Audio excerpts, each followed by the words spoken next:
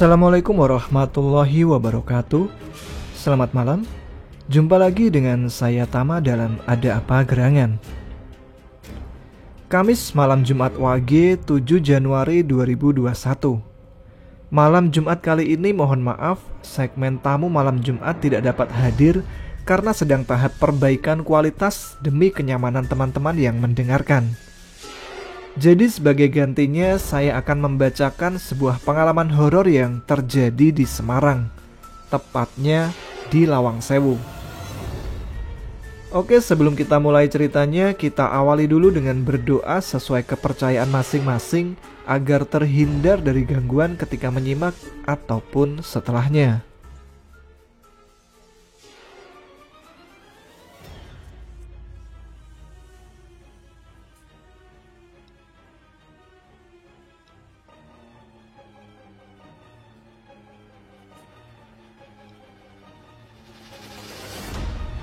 Berdoa selesai dan langsung saja kita simak cerita kali ini untuk menemani malam Jumat kalian.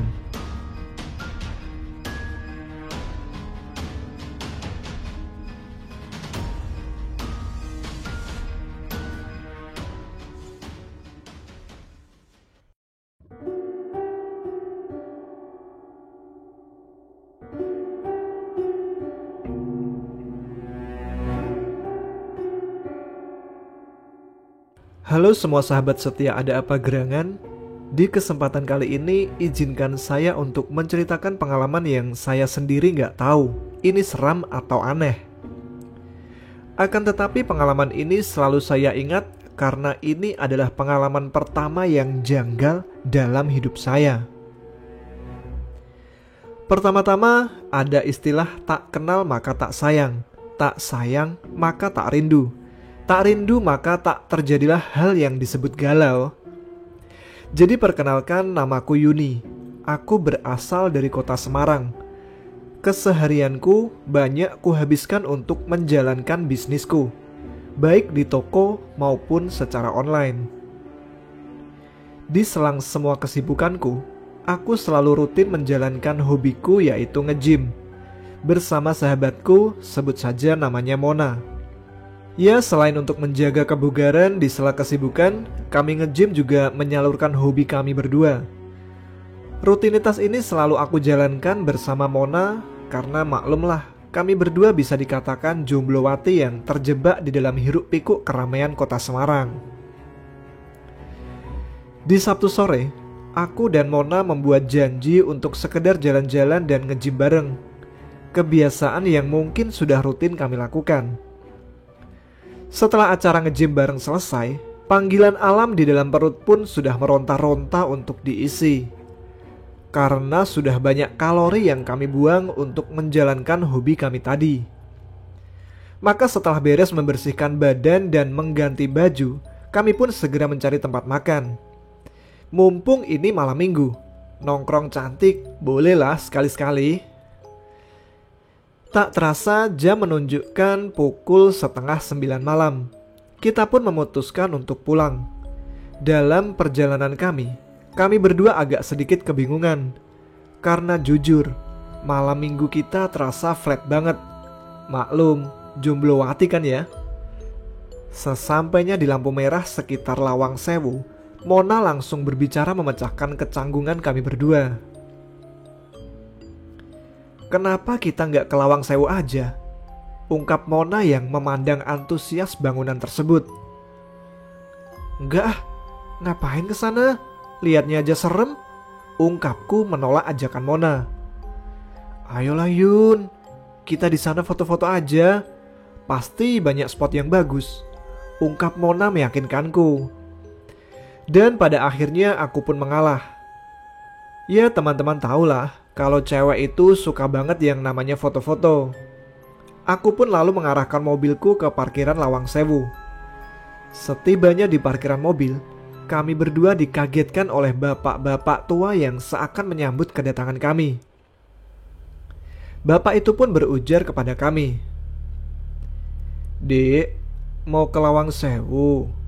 Ungkap beliau dengan mimik wajah yang seakan serius menatap kepada kami berdua. Iya pak, ujarku santai kepada beliau diiringi senyum dari kami. Lalu bapak itu pun berpesan kepada kami berdua. Di dalam hati-hati ya dek, jangan memegang benda apapun, apalagi mengambilnya, ujar beliau.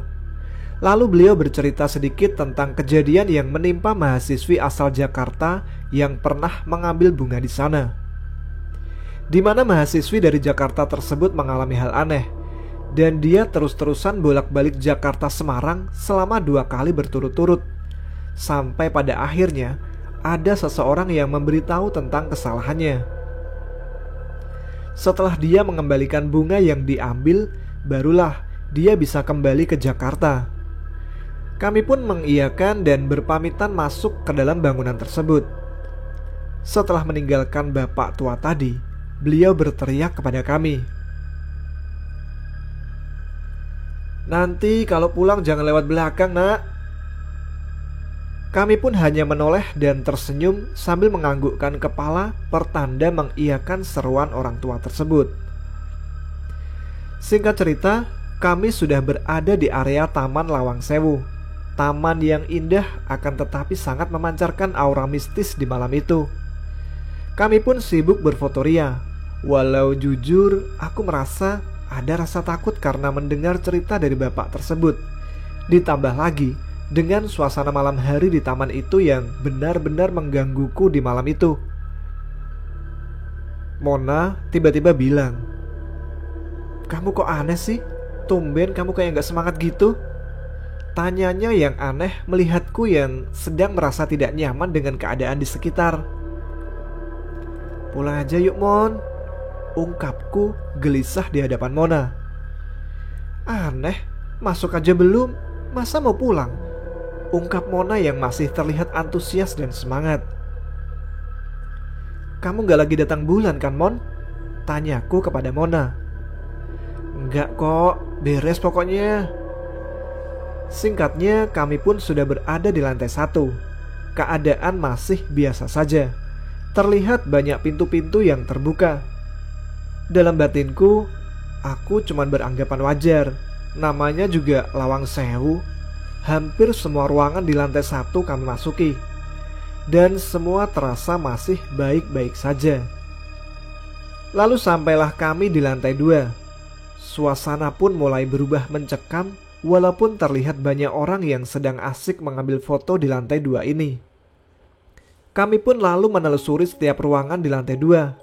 Sampai pada akhirnya kami berdua terdiam karena aku dan Mona mencium bau bunga melati yang begitu terasa jelas di indera penciuman kami. Kami pun bergegas untuk menuju lantai 3. Sesampainya di lantai 3, kami masih menjumpai hal yang sama. Banyaknya orang yang memenuhi lantai 3 yang sedang asik berfotoria. Akan tetapi, suasana di lantai tersebut terasa sangat mistis. Kami masih mencoba acuh akan perasaan aneh kami. Lalu, kami mencoba untuk mengalihkan perasaan tersebut dengan mengambil beberapa foto di lantai 3 tersebut. Karena merasa kurang nyaman dengan keadaan yang penuh sesak akan para pengunjung, kami pun memutuskan untuk kembali ke bawah. Sesampainya di lantai 1, aku dan Mona dikejutkan dengan banyaknya kucing di lantai 1. Kurang lebih ada sekitar 30 ekor yang sedang asik makan. Sampai akhirnya aku pun berkata karena penasaran, "Astagfirullah, banyak banget nih kucingnya," ungkapku yang heran dan penasaran. "Siapa sih yang sempat-sempatnya memelihara kucing di sini? Siapa juga yang kasih makan?" kata Mona yang terlihat heran dengan keadaan di situ. Kami pun berusaha melewati gerombolan kucing tersebut. Di perjalanan, suasana terasa hening. Sambil melihat ke kanan kiri, mata kami pun tertuju ke arah ruang bawah tanah di gedung tersebut. Sontak, bulu kuduk menjadi bangkit dan ditaburi rasa takut melihat area ruang bawah tanah tersebut, di mana ruang itu dulu digunakan sebagai ruang penyiksaan pada zaman kolonial Belanda. Kami pun bergegas untuk keluar dari bangunan itu. Sesampainya di luar, kami merasa keheranan, di mana kondisi area gedung tersebut sepi senyap, tidak ada aktivitas orang di sana, satu pun tidak terlihat. Anehnya lagi, semua pintu gerbang sudah terkunci dengan gembok. Bahkan pintu-pintu di bangunan tersebut yang sedari tadi kami lihat sewaktu di dalam sudah tertutup rapi. Mata kami pun tertuju ke arah lantai 2 dan 3, di mana kami tadi merasakan ada banyak orang yang memadati 2 lantai tersebut. Namun terlihat jelas di mata kami saat itu, jendela dan lampunya sudah tertutup dan lampunya dalam keadaan mati. Batinku pun mulai bergejolak. Kemana orang-orang yang banyak tadi? Kenapa sesepi ini? Terus siapa yang menutup semua pintu-pintu itu? Dalam kebimbangan hati, aku dan Mona pun memutuskan menuju ke arah pintu gerbang. Hal aneh pun kembali kami rasakan, di mana tidak ada seorang pun di sana. Bahkan jalanan terlihat kosong. Aneh, kota sebesar Semarang kok sepi seperti ini? Seakan-akan berubah menjadi kota mati yang tak berpenghuni. Apalagi Lawang Sewu berada tepat di pusat kota Semarang. Rasa takut pun kian meningkat di antara kami. Merinding, gelisah, dan pikiran yang tidak karuan bercampur aduk di kondisi kami saat itu. Banyak hal yang ada di benak kami. Di mana kami sekarang? Kenapa bisa seperti ini? Lalu apa salah kami? Itulah yang kami rasakan. Sesaat kami terdiam dan kebingungan. Lalu naluri wanita kami pun muncul di saat genting seperti ini. Ya, apalagi berteriak meminta tolong. Kami pun berteriak-teriak meminta tolong, berharap ada orang yang bisa membantu kami keluar dari area gedung Lawang Sewu ini. Akan tetapi Dewi Fortuna seakan enggan menghampiri kami. Teriakan demi teriakan kami lontarkan secara bergantian, tapi tak ada satupun orang yang datang menghampiri kami. Dalam keputusasaan dan kelelahan, kami pun cuma bisa terdiam dan berdoa agar dapat diberi petunjuk jalan. Dalam diam, tiba-tiba Mona melihat ke arah jalan belakang gedung. Jalan yang tadinya dilarang keras oleh Pak Tua yang kami jumpai di awal kunjungan kami di gedung Lawang Sewu ini. Tapi dalam batinku, apa salahnya dicoba dalam keadaan yang kayak gini? Dengan mengucap bismillah, aku mencoba meyakinkan hati untuk melangkahkan kaki. Suasana begitu terasa mencekam di mana jalan itu berada. Selain sepi dan pencahayaan yang begitu kurang, menambah kemistisan malam itu. Terkadang aku dan Mona dikejutkan dengan suara-suara aneh yang muncul dari sekitar posisi kami berjalan. Bahkan aku dan Mona pun mencium kembali bau melati yang kami rasakan di lantai 2 bangunan ini tadi. Hingga sampai di pertengahan jalan, Mona sedikit terkejut dan berteriak. Yun, kok ada noni-noni Belanda Yun? Ujar Mona yang ketakutan. Mana Mon? Aku gak lihat. Ujarku yang ketakutan. Kami pun mempercepat langkah kami. Tapi ada hal yang aneh. Kami kembali lagi ke titik di mana Mona melihat sosok noni Belanda itu. Aku dan Mona pun keheranan dan dicampuri rasa takut yang luar biasa. Keringat pun terasa membasahi seluruh tubuh ini. Kami pun mencoba untuk melangkah dengan sisa-sisa tenaga kami. Apa salah kita ya Yun? Kok sampai kayak gini? Namun aku hanya diam mencoba mengendalikan diriku dari ketakutan yang menghantuiku sedari tadi. Sampai pada akhirnya bau melati itu kembali datang seakan dari arah belakang kami. Seketika kaki ini terhenti. Begitu juga dengan Mona yang sepertinya juga merasakan akan adanya bau melati yang hadir. Lalu kami menoleh ke belakang ke arah bau tersebut. Alangkah terkejutnya kami. Sosok noni-noni Belanda tersebut muncul di hadapan kami dengan jarak yang begitu dekat. sekitar 1 meter di belakang kami. Sosok noni Belanda yang cantik memegang bunga melati di tangan kanannya dengan baju yang penuh darah dan luka menganga di perutnya. Sosok itu pun tertawa pelan, namun mampu membuat mental kami berdua down. Lengkingan suara tawa pelan namun sungguh mengerikan. Aku dan Mona yang sudah lemas hanya bisa terduduk sambil berpelukan satu sama lain. Mata ini pun kami pejamkan dan hati ini hanya bisa membaca doa untuk diberikan pertolongan pada saat itu. Dalam tangis, kami berdua masih merasakan bau melati yang sedari tadi hadir di sekitar kami, yang menandakan bahwa sosok itu masih ada.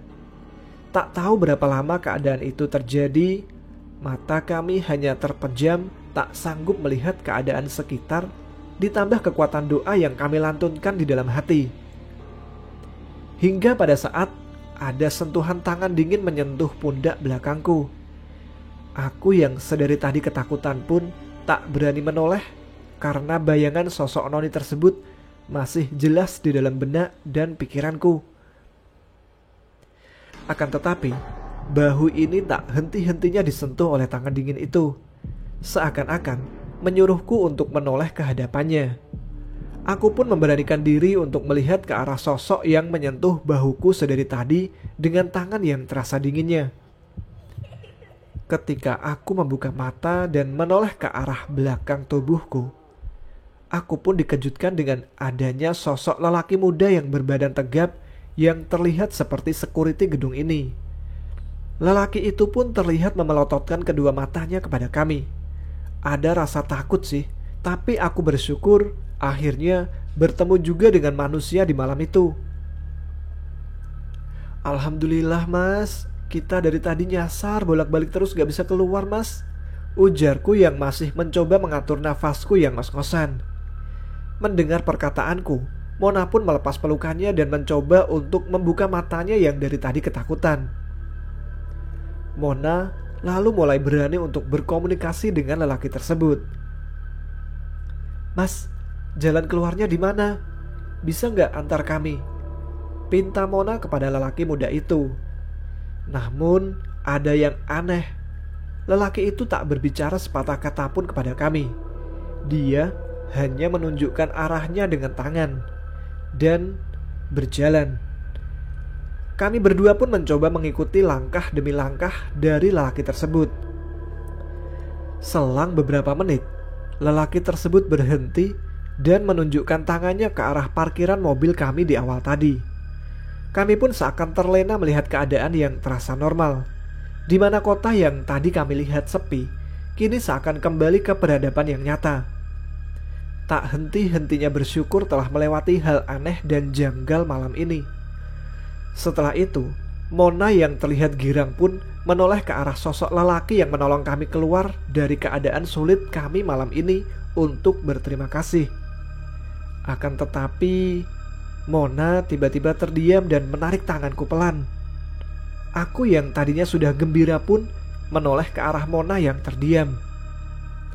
Dan betapa terkejutnya aku melihat Mona yang seakan keheranan karena sosok lelaki tadi telah menghilang.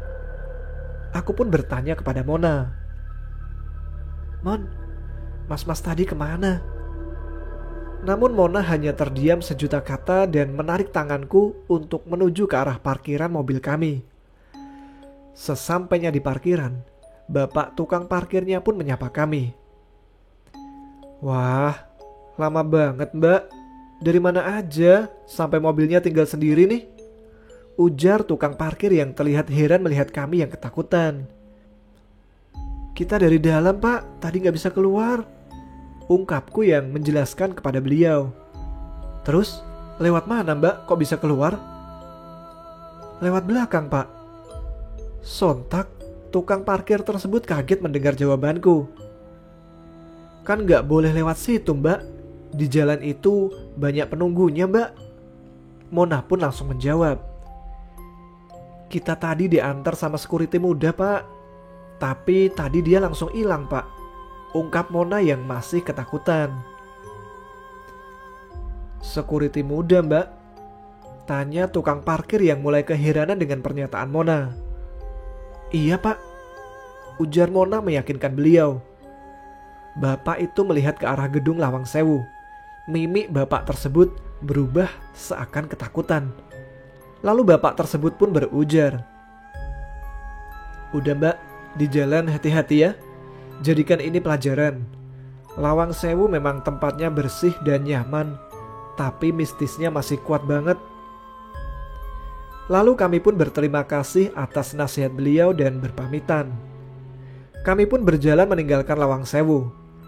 Di perjalanan pun kami masih terdiam satu sama lain. Bahkan di saat kami membeli soto, Mona masih saja terdiam seakan masih syok akan kejadian malam ini.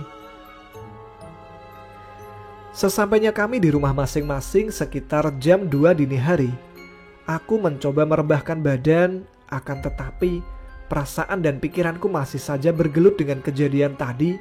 Bahkan aku merasa seakan-akan masih di sana.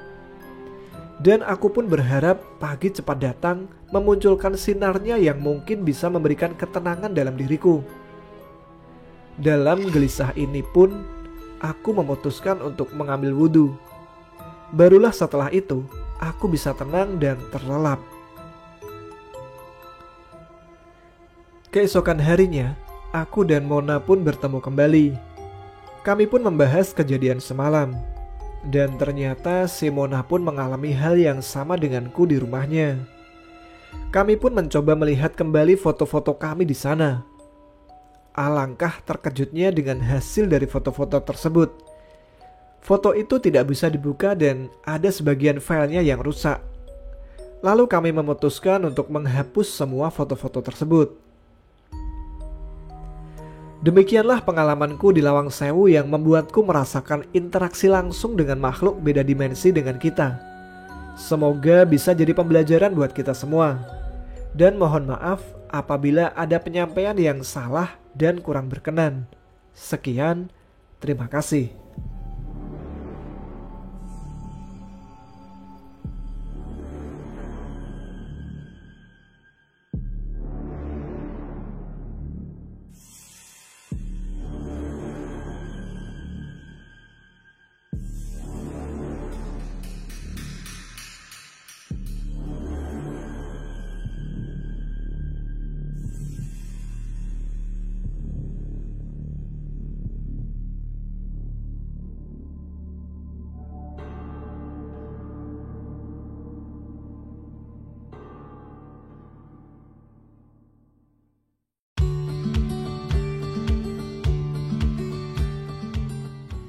Terima kasih Mbak Yuni yang sudah berbagi pengalamannya.